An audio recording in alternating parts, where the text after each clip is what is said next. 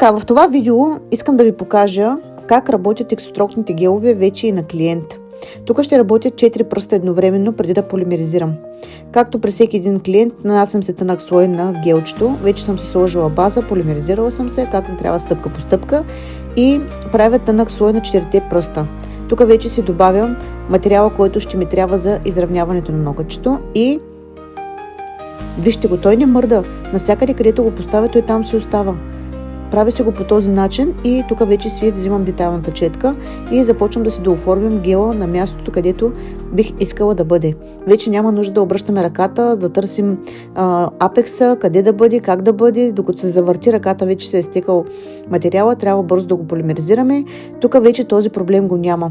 Виждате, че първият нокът, който вече съм направила е с детайлната четка, той си седи там и не мърда. Тук вече се връщам на първия пръст, който съм сложила това голямо топче и в същия случай не мърда.